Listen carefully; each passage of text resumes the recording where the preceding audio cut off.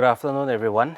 I welcome you to the NPTEL online course Tribal Studies in India, Interdisciplinary Perspectives and Approaches. This is the lecture 11 for the course. We have come a long way, and I think all of us have a very good and fair idea about tribal communities in India, and also have understood the complexities surrounding tribal communities and some of the issues, specific issues, some of the questions the communities are facing in India today. So in the last class we started with the idea of trying to understand the issue of the transformation of tribes. Now this transformation of tribes is not only something which is specific to the Indian case, and social scientists, particularly those of us who are in sociology and anthropology, or even political scientists or historians, they are all there is always this attempt to understand and explain the transformation of society, and this transformation also is an attempt to understand how modernity came about, or the impact of modernization, the impact of industrial revolution, the kind of impacts that different changes or different kind of external or internal changes that has taken in the past. So no communities today are free from any kind of transformation, and particularly in the context of tribes, it is also important to understand that the transformation of tribes have also been part of the larger story of the transformation of the world. Now in India also, if you look back the last 75 years of India as a country, we have seen transformation at different levels, at society level, at economic levels, at political levels. And this transformation has brought about a lot of change, right? This transformation is not only affecting some specific community, some specific regions. This transformation is also something which is very national. Now in that kind of context, it is important to go back how this transformation is experienced by tribal societies, and how do sociologists and anthropologists try to explain this transformation. And in most of the times I will constantly refer to sociologists and anthropologists, because I don't necessarily make a distinction between these two disciplines, and these two disciplines are also the disciplines that have contributed significantly to the study of tribes, and much of the literature that I have used for this course are also drawn from sociologists and anthropologists. So therefore I will keep on mentioning these two disciplines. I don't necessarily make a differentiation in my mind when I am using sociologists and anthropologists. Now today for this lecture 11 we will quickly, or we will try to really understand one aspect of the transformation of tribe, that is tribe as peasant.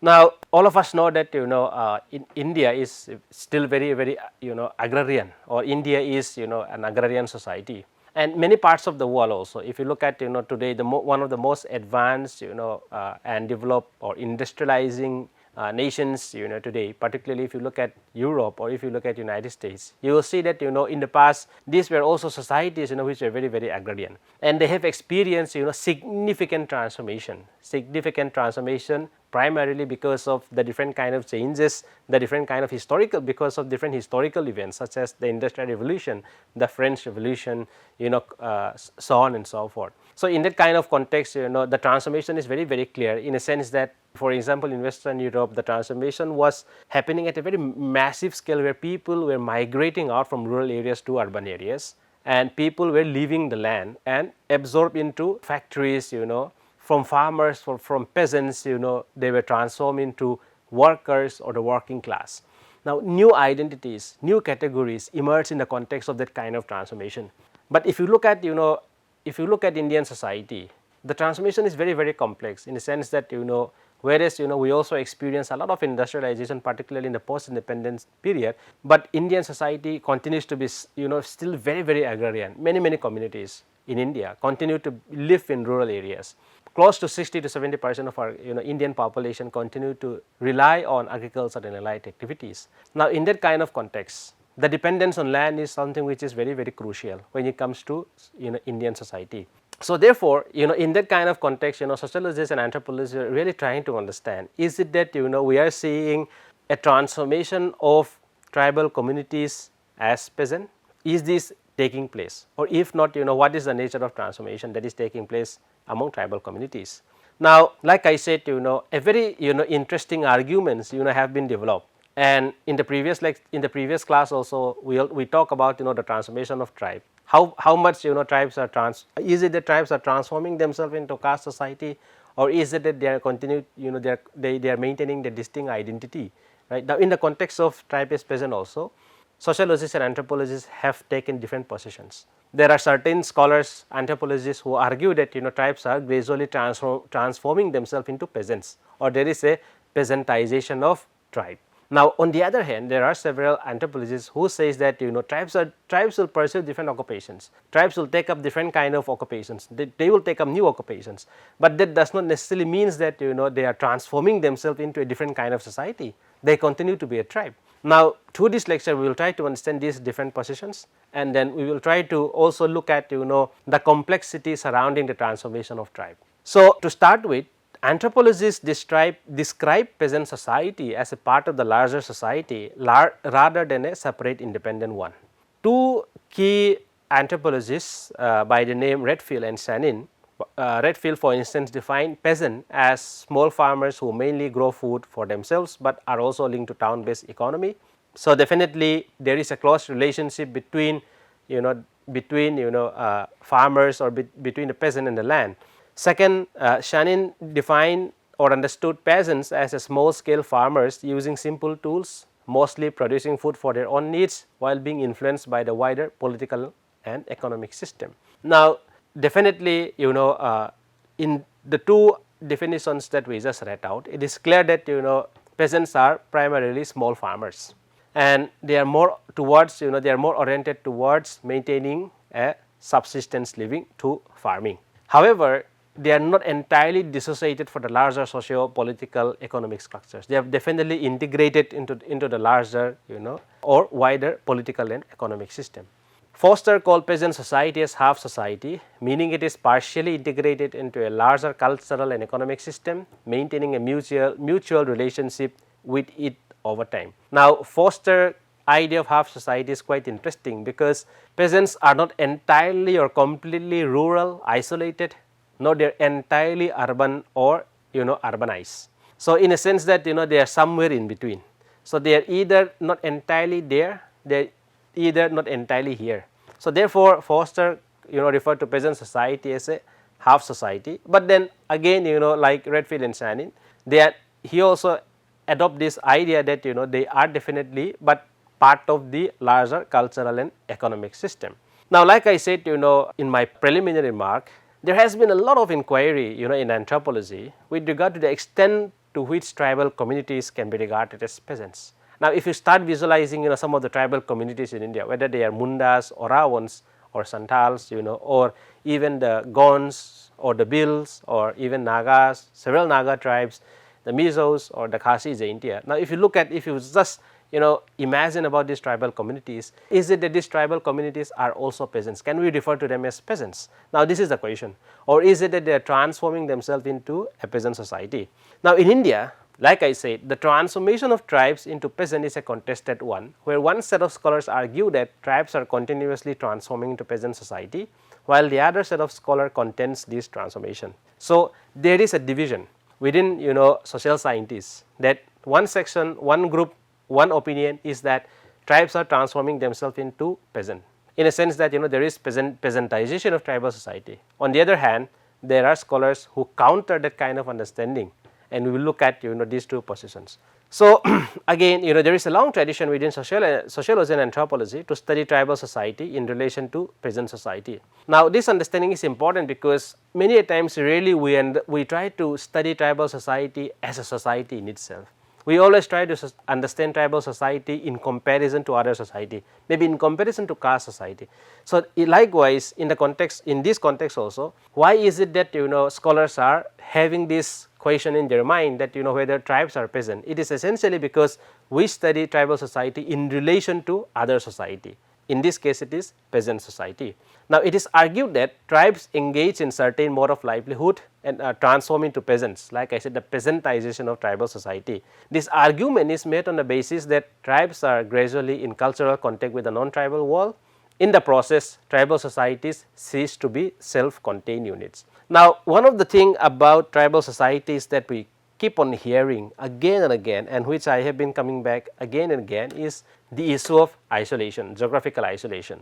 Now, geographical isolation is not only about tribals living in some remote peripheral areas. Geographical isolation is also about projecting this idea that tribes are self-sufficient, tribes are living alone, tribes are not being influenced by any outside world. So, therefore, in the case of for scholars who argue that there is peasantization of tribal society, one of the claim, the basis, one of the important basis of this claim is that tribes are transforming themselves into peasant because they are coming into closer contact with the non-tribal world, which also means that the geographical isolation of tribal societies is gradually coming to an end. They are no longer living in in isolation. So, therefore, it means that tribes are being influenced by the non-tribal population or non-tribal cultures.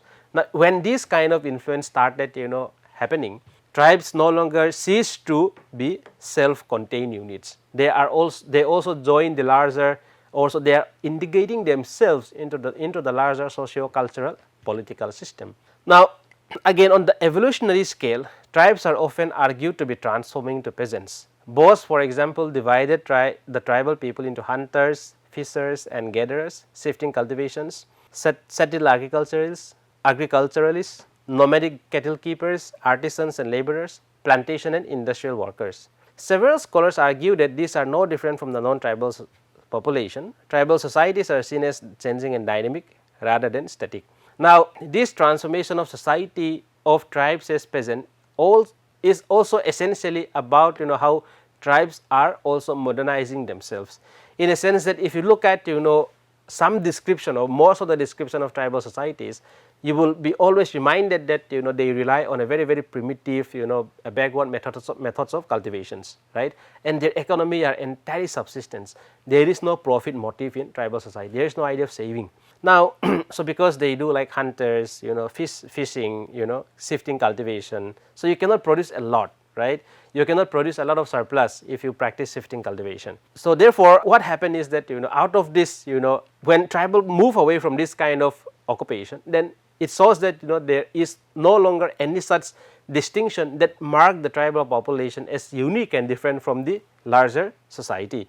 So, therefore, scholars argue that these communities are no longer different from the non-tribal population.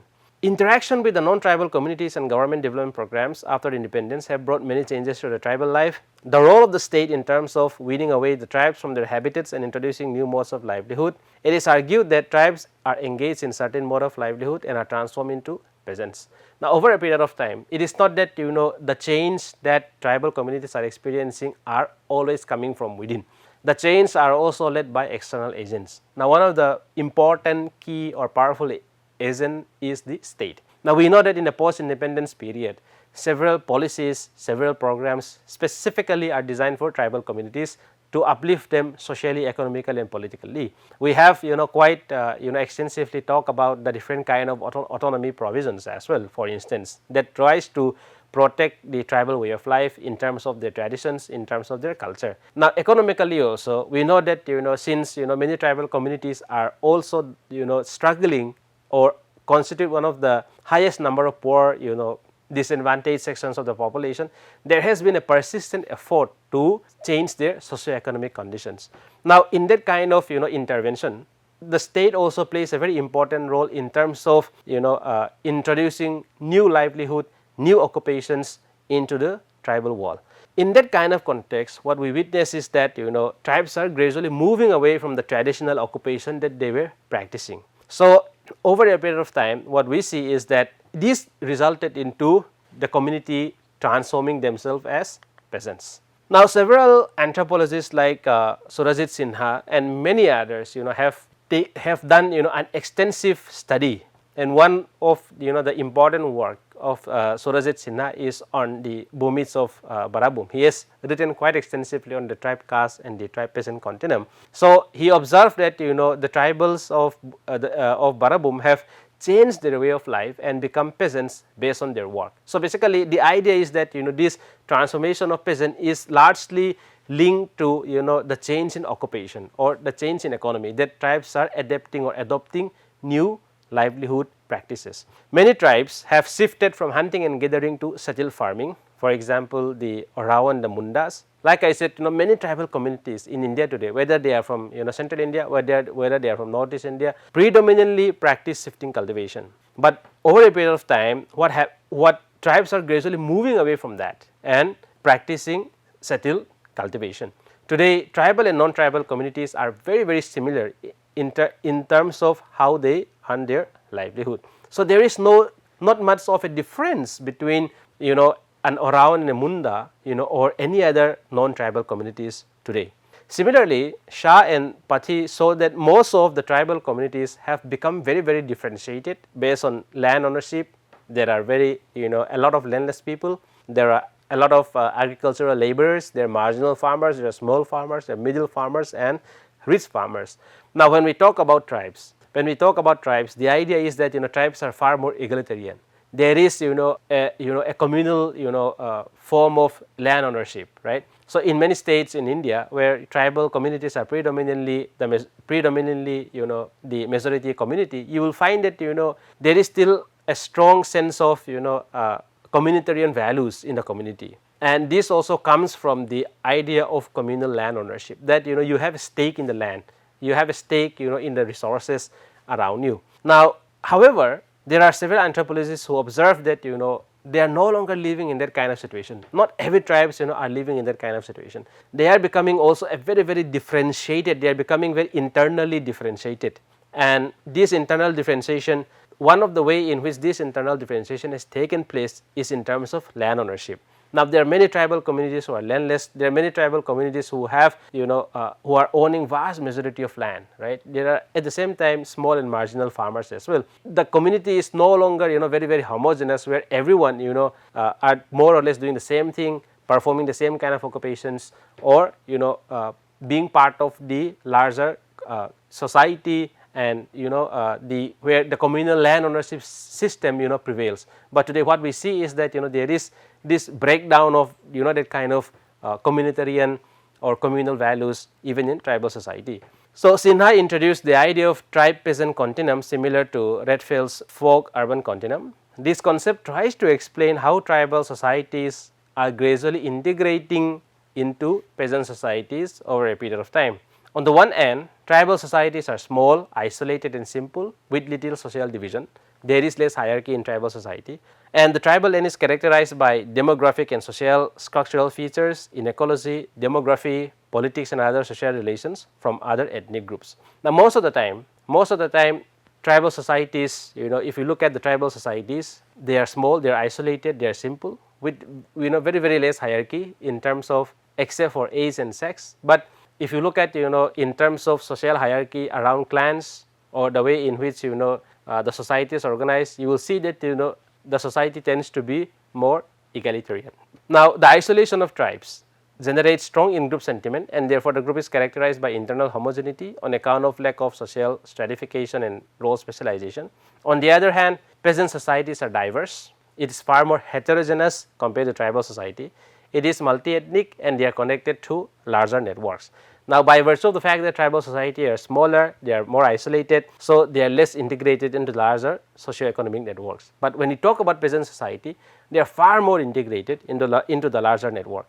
The position of tribe on this continuum depends on how much it has merged with the peasant life or mainstream civilization. How far the question of tribe as peasant depends on how far the community has transformed themselves, right? How far it has integrated itself into the larger society. Now, according to women, when tribes adopt settled cultivation, they start becoming more like peasants. Now, if you look at most tribal society, particularly in the context where they continue to practice shifting cultivation, most of the time if a community is practicing shifting cultivation, it is also very likely that the land ownership is also still very much communal in nature. So, there is no strong sense of private ownership. But then when we talk about one way to define whether tribes are getting transformed into a peasant society or not, according to women, is whether they have moved away from Zoom cultivation or shifting cultivation and adopt settled cultivation. Now, what characterizes settled cultivation? Basically, you need your own land, right? There is a strong sense of private ownership associated with settled agriculture. Now sometimes, most of the times, you may not be necessarily the one tilling the land, but if you are practicing Zoom cultivation, you also end up the one who is actually tilling the land, who actually take cares of everything and anything associated with the farming. But in the context of settled agriculture, that may not necessarily the case. So according to Women, one way in which we can understand whether tribal communities are transforming themselves into peasants or not is whether or not they adopt settled cultivation. Now the anthropologist B.K. Roy Burman have a different thing to say about this. He argues that tribes could opt for different occupations such as wage earners or traders while preserving their identity, which Miranda has termed as post-primitive tribes. So it is not necessarily that tribes will only stick to one occupation. They also can take up different kind of occupations given the opportunities, but that does not necessarily mean that they are transforming themselves into something else. So therefore, even those tribes who practice settled farming are not fully peasants in many ways. So this is exactly countering the argument of Women. Now Burman says that tribes retain distinct cultural and social practices that differ from traditional peasant communities. They continue to retain their distinctiveness. That distinctiveness can be in terms of social, that distinctiveness can be in terms of their cultural identity. Second, tribal settled agriculturalists do not completely adopt the elite culture or the mainstream rural lifestyle. Now this is an important point. It is not necessary that tribe, just because they have adopted or taken up new systems of farming or new systems of agricultural practices, it does not necessarily mean that they adopt entirely everything of the such as the elite culture. For instance, just because tribes are gradually integrating themselves into the larger economic networks, it does not mean that they discard everything, they discard their entire identity, they discard their traditions, they discard their cultures. So even if they become a settled agriculturalist, they may continue to profess their own sense of identity, their own culture, their own socio life world associated with their beliefs, so on and so forth. So for instance, Burmese tribes, although internally stratified and ranked as caste or peasant society, continue worshipping traditional gods and goddesses. Now this is an example that Burman has given, that in the context of Burmese tribes, yes, the community have undergone significant transformation.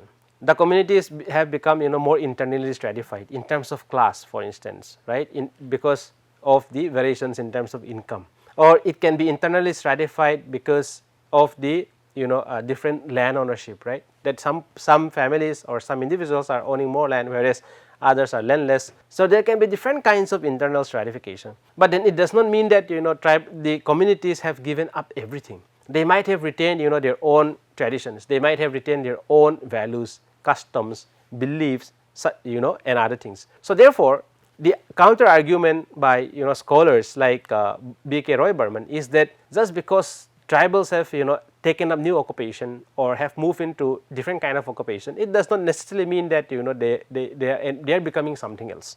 Now an important contribution towards this is made by the sociologist Virginus Kaka, who argues that tribes have become peasants and socially differentiated entities, but without any loss of their distinctive identities. So according to him, like any other communities, tribal communities in India underwent transformation, but this does not mean that they are losing their identity. For instance, a good example is that when we are looking at the transformation of tribal society, what we are thinking is that this transformation is resulting into a total change, that where tribes are adopting new identities, new sense of belonging, right, just because the society has become internally differentiated, maybe around class, in the sense that there are different income groups, right. There are some who have become a businessman, there are some who have taken up new occupations. So according to Kaka, it does not mean that they are becoming something else. Just because an Oraon or a Munda or a Khasi have taken up new occupations, has become a bureaucrat, he or she does not cease to be a tribe or a Khasi tribe or a Oraon or a Munda. He or she is still a Munda as much as any other one. So according to Virginus Kaka, his argument is that we should look at tribal society as a society in itself. So lastly, he contends that it will be productive to view tribes and study them in their own terms. The term of reference for the study of tribes in India is the terms that tribal people themselves use to identify themselves, and as they are identified by the people in adjacent habitations. Now most of the time what we try to do is that when we So, according to Khaka, when we try to understand the transformation of tribal society, why is it that we are always trying to view them as becoming something else? Can we understand the transformation of tribe in their own terms, that how they want to be referred, how they are referring themselves, and how the people who are living with them or in close geographical proximity, how they identify themselves. So, why is it that we are trying to constantly say that they are trying to become themselves, become something else in the process of adopting or adapting to new things. So, Khaka's argument is also quite instructive in a sense that to really look at the transformation of tribe and understand the kind of social change happening within tribal societies, not always to think it as if they are becoming something else, but why not treat this as a kind of transformation that every other community, any other community is experiencing in India. So, this is the end of my lecture. Now, through this, what we really try to look at is that we have taken forward from what we have discussed in the last lecture, that is the transformation of tribes, where in the previous lecture we talk about the transformation of tribes in the context of the tribe caste continuum.